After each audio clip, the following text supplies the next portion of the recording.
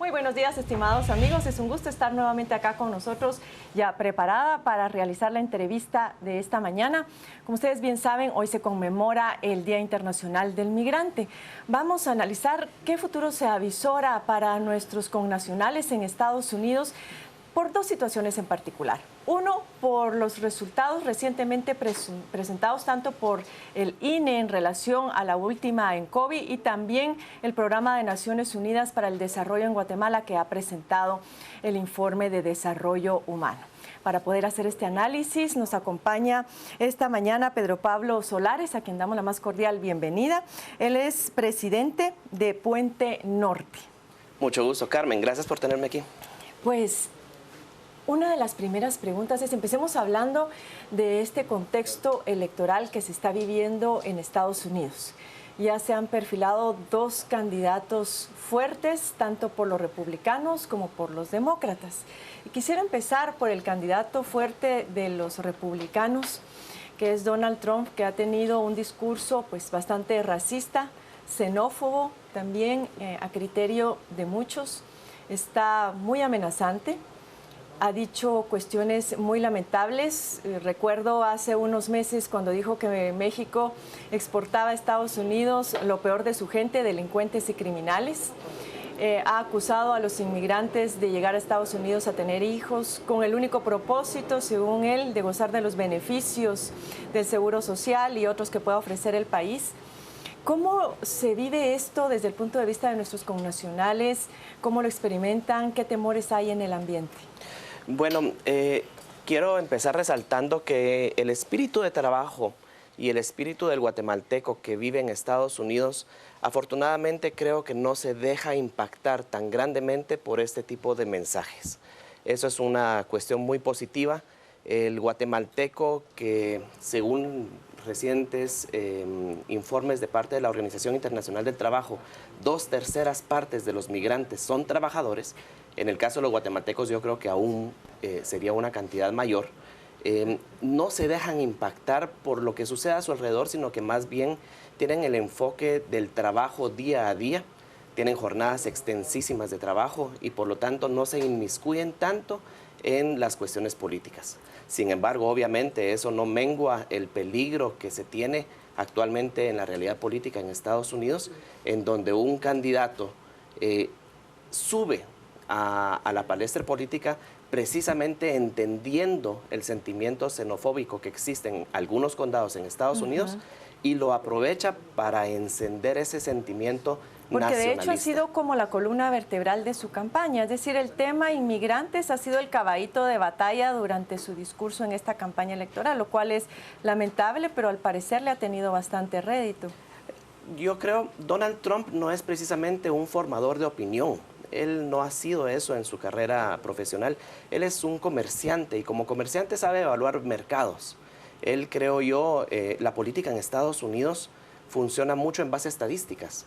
Él, yo creo, supo evaluar desde el principio cómo era el sentimiento hacia una población extranjera que estaba ingresando a su país, lo aprovechó y utilizó eso como una bandera para catapultarse a un primer lugar del que no lo han logrado bajar.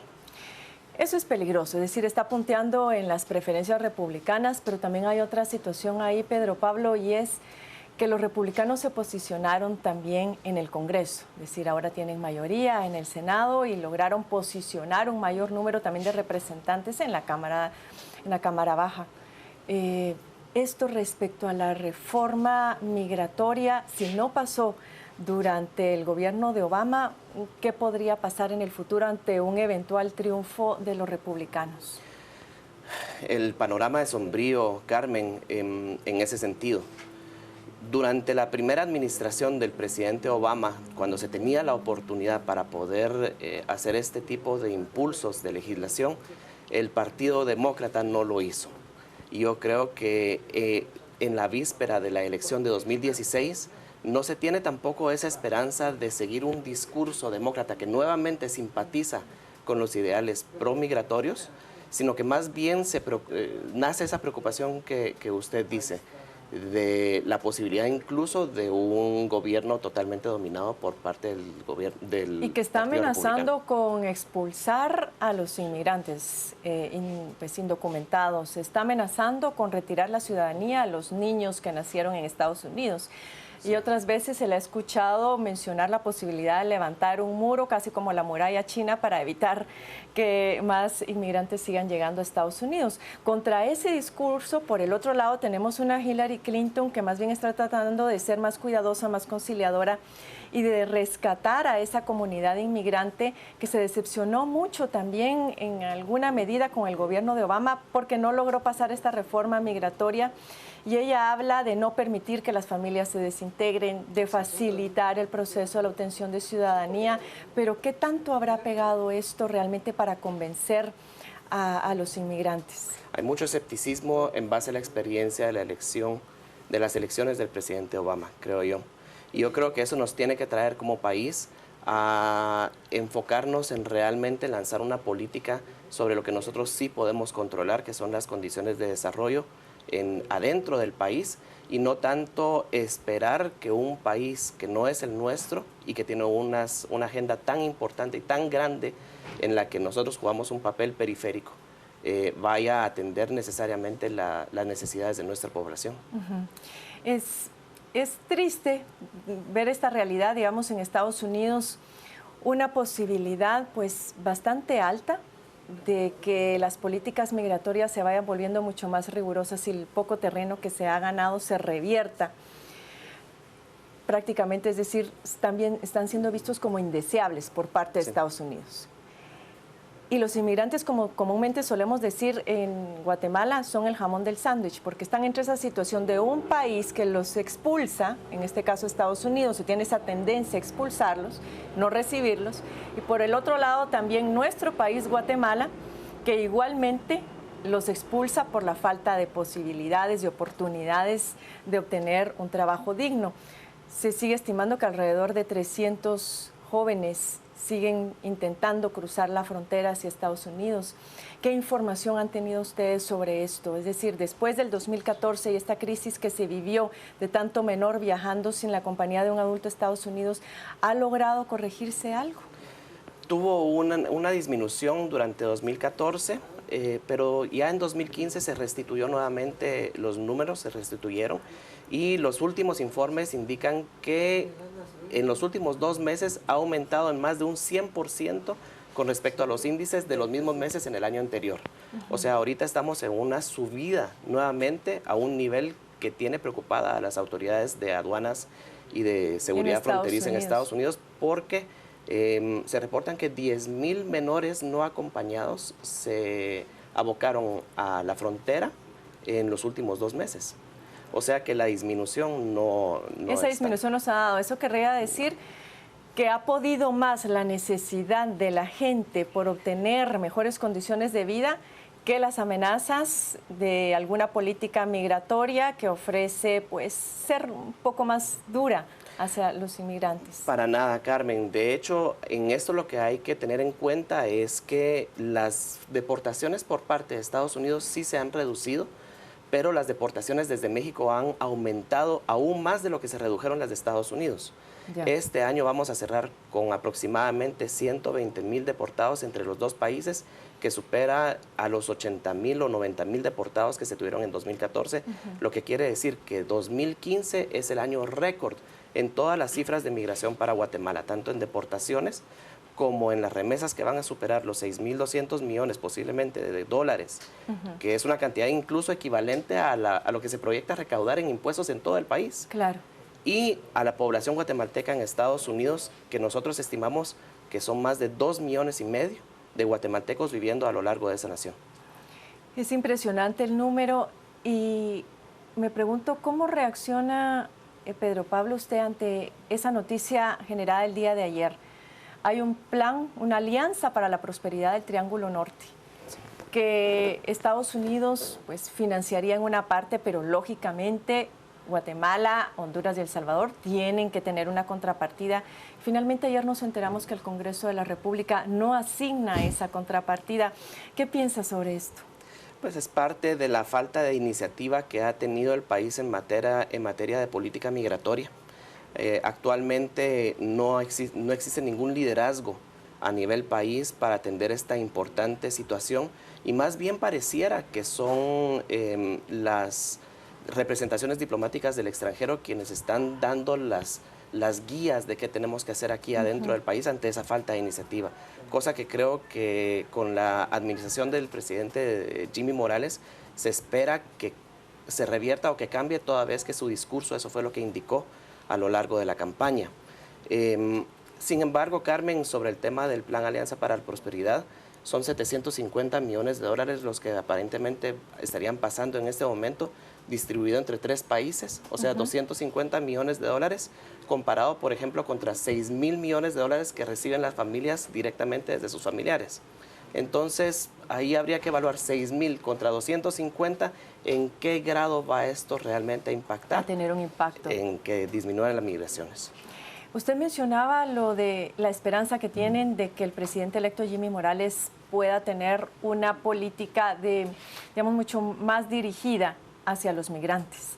¿Han tenido ustedes oportunidad de conversar con él?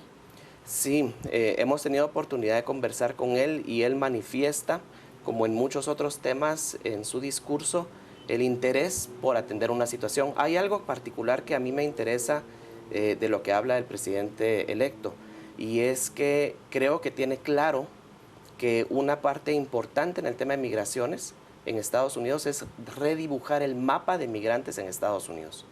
Hasta ahora se ha atendido aquí en Guatemala, un país lejano a Estados Unidos, ciertos liderazgos en ciertas ciudades, por ejemplo Los Ángeles, Chicago, un par de líderes que no tienen un impacto en toda la nación, contra grandes grupos poblacionales que están dispersos principalmente en estados rurales que están teniendo poca atención. Una Guatemala profunda en Estados Unidos.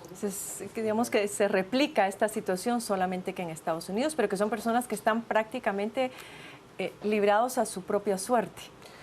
Absolutamente, gente, Carmen, que no tiene ni siquiera una certificación de partida de nacimiento, que ha sido un tema controversial, pero que en la situación de vulnerabilidad que ellos viven allá, es toda la identificación a la que pueden aspirar. Gente que no tiene pasaporte, gente que no se acerca a los consulados, gente que no ha inscrito a sus hijos como nacionales guatemaltecos y que por esa razón los índices los índices oficiales que reporta el Ministerio de Relaciones Exteriores tienen tanto subregistro. Ahora bien, Pedro Pablo, esta mañana también uno de los matutinos hablaba sobre la estabilidad macroeconómica del país y se mencionaba que esta estabilidad macroeconómica en buena medida se va a lograr por las remesas que se reciben desde Estados Unidos. Hemos hablado aquí en otros espacios sobre esta cuestión de que a los migrantes se les ve únicamente como signo de dólar, pero en términos políticos parecieran no contar en este país. Y no contar no solamente porque no pueden votar todavía en los procesos electorales en el extranjero, sino también por no tener peso, por ejemplo, en el Congreso de la República. Que entiendo ahora hay un diputado que se dice pues tener la agenda migrante y ser representante de los migrantes en Estados Unidos y que justamente ayer causa controversia porque sale del partido líder por el cual llegó al Congreso de la República, bueno, y ahora se integrará a un bloque independiente. ¿Cuál es el sentir y el pensar de ustedes sobre esta situación? Yo vivo en Guatemala, yo no soy migrante en particular, pero me identifico plenamente con la causa de las personas que han tenido que vivir en otro país para poder buscar un futuro. Durante muchos años hemos visto o hemos reclamado esa falta de inclusión política en Guatemala, no solamente por parte de las autoridades, sino también incluso por parte de la sociedad que únicamente ve el dólar si es que ve algo acaso. Y ahora causa mucha preocupación porque posiblemente con la expectativa de que pueda haber elecciones con las reformas a la ley electoral en el extranjero, vengan intereses a invadir un campo que hasta ahora no estaba invadido.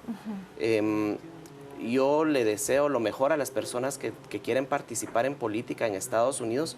Sin embargo, no puedo dejar de decir que se mira una dinámica de intereses personales. No quiero hablar de nadie en particular, por supuesto, pero Esa es la preocupación que da entre todas las personas que abocamos por los intereses y los derechos de los migrantes. Es decir, a mí me queda la sensación, para las elecciones recién pasadas, tuve la representación de una de las organizaciones de migrantes en Estados Unidos. Tuve una persona acá que me mencionaba con beneplácito el hecho de que hubiera por primera vez un diputado migrante que podía representar los intereses de los migrantes. Me quedó la sensación en ese momento que verdaderamente él representaba esos intereses. Pero por lo que tú me estás mencionando ahora, pareciera que no del tanto, sino que más bien mencionaste la palabra invasión. Invasión a un campo que estaba más o menos libre. Sí, con respecto al diputado Yash, que es el diputado del que estamos platicando, la preocupación es evidente. Se postula por parte, él venía de una organización con Guate que tiene mucho tiempo de existir, pero que también, tengo entendido, ha tenido ciertas contrataciones con el Estado sin mayor cantidad de resultados visibles. Más bien estos liderazgos de ciudades que representan a grupos de personas y que te podrían tener algún tipo de comparación con algunos sindicatos en Guatemala, que hacen mucha bulla, pero realmente no tienen una efectividad, una representación completa. Y luego, pues, escoge el partido líder para poder participar en política, un partido que tuvo los problemas de credibilidad que todos conocemos, y ahora se lanza como un pionero dentro del esfuerzo que ya está teniendo un análisis pues crítico por parte de una sociedad guatemalteca que ya no quiere transfugismo, que ya no quiere ese tipo de comportamientos. Entonces, digamos que la esperanza no es la palabra por parte mía. Ahora bien, pensando en estos problemas, estas dificultades, imagino que se ha recibido no con mayor sorpresa los resultados de la ENCOVI ni del informe de Naciones Unidas, porque esta movilización de guatemaltecos hacia Estados Unidos y de regreso ya nos dice, más o menos nos da un indicador de cuál es la situación del país. Pero si ustedes en este momento tienen la oportunidad de trabajar con un nuevo gobierno, ¿cuál sería la agenda que a ustedes les gustaría impulsar y que de hecho ya tienen planificado impulsar con mayor fuerza ante las amenazas que se ciernen sobre la comunidad inmigrante? El tema número uno, y podría parecer un tema bastante precario, pero es el mapeo de los guatemaltecos que residen en el exterior. No podemos trabajar política si no tenemos datos. Es decir, un censo. Si no tenemos censo, ese es el asunto, Carmen. A veces, y voy a usar esta analogía, los migrantes, por ejemplo, reclaman servicios de salud en Estados Unidos, pero si aquí un niño muere porque no había una jeringa en un hospital nacional, ¿cómo vamos a poderlos atender afuera? Si aquí no hay un censo en Guatemala, ¿cómo vamos a tener los recursos para hacerlo a nivel internacional? Yo creo que va a tener que haber una política muy astuta. Sobre todo si la ley electoral finalmente también se aprueba y se aprueba el voto en el extranjero. Sin ese censo, ¿cómo podría aplicarse realmente? Y qué se podría colar adentro de esa elección si no se tiene controlado, si no se tiene un conocimiento sobre la población. Entonces, un censo, datos, números. No podemos seguir hablando de que tenemos 1 millón de guatemaltecos, como lo dice el censo de Estados Unidos, adentro de ese país. No podemos seguir dando declaraciones de que hay 1,5 millones de guatemaltecos. Eso era hace 10 años. 300 personas, según datos oficiales, emigran de Guatemala al día hacia Estados Unidos. Entonces, datos. Y con esos datos yo creo que un buen segundo paso podría ser el mejoramiento de las atenciones en la red consular, que per cápita es la que menos oficinas de atención tiene a nivel regional. Y que no bastan nada más oficinas de atención para puramente trámites administrativos, es decir, oficinas de atención con política exterior, un lineamiento sobre cómo defender a la comunidad migrante en Estados Unidos. Y cómo crearse una identidad, porque los guatemaltecos con su diversidad cultural y étnica no son una comunidad. Esa es parte de la razón por la cual nosotros criticamos a las personas que se denominan líder migrante. ¿Cómo puedo yo, una persona, representar a tantas etnias esparcidas a lo largo de 50 estados. Estados Unidos tiene un territorio 90 veces más grande que el territorio guatemalteco. Bueno, y si acá en Guatemala tenemos problemas de representatividad, precisamente por eso, por esa gran fragmentación social, ya no me puedo yo imaginar lo que ha de ser en Estados Unidos. Pero tenemos medio minuto para cerrar el programa. Pedro Pablo, ¿tú quisieras hacer alguna acotación adicional, un mensaje especial en el Día Internacional del Migrante? Sí, en primer lugar, agradecer a Canal Antigua por darle un espacio al tema y a la sociedad guatemalteca, especialmente a los medios de comunicación, que incluyan dentro de sus programas y dentro de sus agendas periodísticas el tema de una población que nosotros estimamos que está más arriba del 15% de la población nacional y que está contribuyendo económicamente al sostenimiento de este país. Muchas gracias, Pedro Pablo, y nuestros mejores deseos también para ti en esa importante labor que ustedes realizan de apoyo a nuestros connacionales en Estados Unidos. Muchas gracias, Carmen. A nuestro público televidente también muchas gracias, y pues de este espacio desearles un reparador y pues pacífico, alegre fin de semana para todos ustedes. Regresamos ahora con Mario y con Pietro para que den lectura a algunos de los comentarios que han estado ustedes enviándonos a través de las redes sociales.